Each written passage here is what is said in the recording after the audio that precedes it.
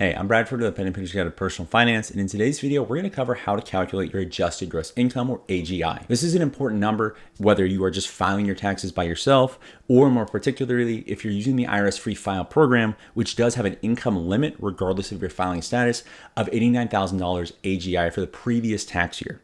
So it matters if you know how to actually calculate that, so you're not wasting time trying to use services that you aren't eligible for. So we're actually going to jump over to the IRS website. If you just go to www.irs.gov, and we're going to walk through how to calculate your AGI. So here we have the IRS website, and it's going to walk you through what steps you need to take to be able to calculate what your adjusted gross income is.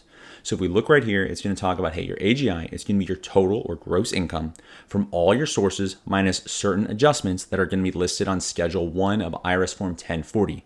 So basically, you take all your income, then you're going to go and you're going to look at IRS Form 1040 Schedule 1, and that's going to have also things that you made extra and things that you're going to be able to deduct from your income to calculate your total adjusted gross income.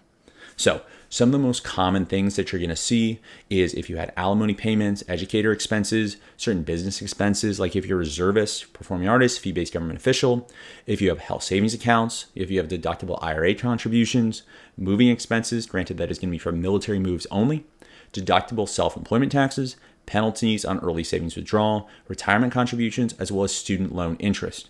So they do have a really helpful AGI example right here to be able to help you figure out how much you made. But the most important thing is that you're actually using Schedule 1 to be able to figure out what exactly is your adjusted gross income.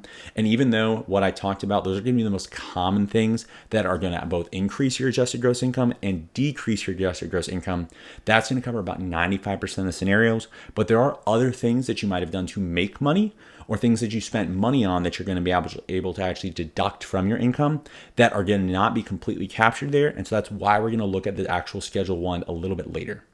So the example that they give here is they're going to say, hey, your income, you made $50,000 in wages, you have $12,000 in rental income, you had $8,500 in wages as a part-time Uber driver, and then you had $500 in bond interest. So your gross income, you add up all of the ways that you made money, is going to be $71,000.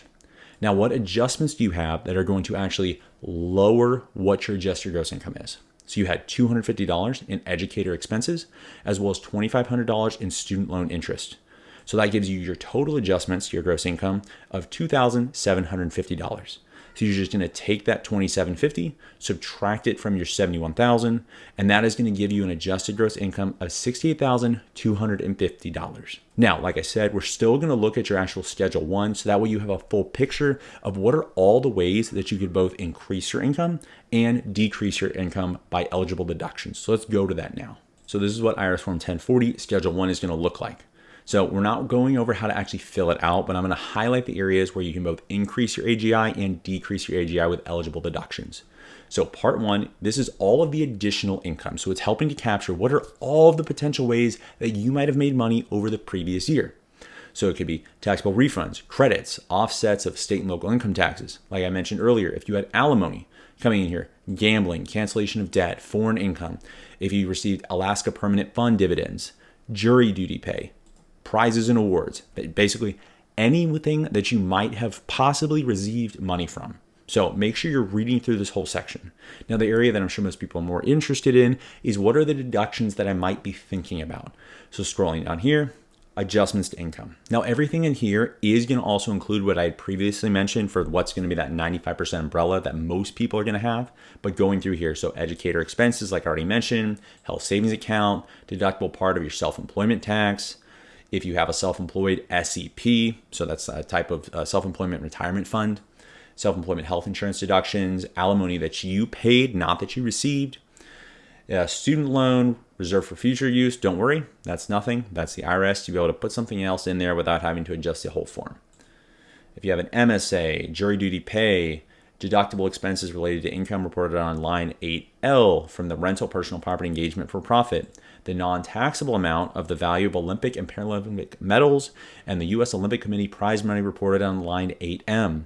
So in case you didn't know, if you went to the Olympics and you won a medal, that medal has a dollar value, and the IRS is concerned with what it actually is, and you might have to pay taxes on that if you made over a certain amount the previous year. So thank you for representing the country, but make sure you pay the full value of what that medal is worth to the IRS. And so you're going to go through here and you're going to add up all of these potential things from part 2 that are going to be adjusting your income by possible legal deductions, and then you're going to add everything up, and that is what is going to actually give you your adjusted gross income. So congrats, now you know how to actually calculate your adjusted gross income, but you still need to be able to actually do something with that number. So if you did make less than $89,000 adjusted gross income last year, make sure you check out the IRS Free File program to be able to file your federal taxes and maybe your state too completely for free. Thanks for joining me today, and from your first penny to your first million, we're here to help.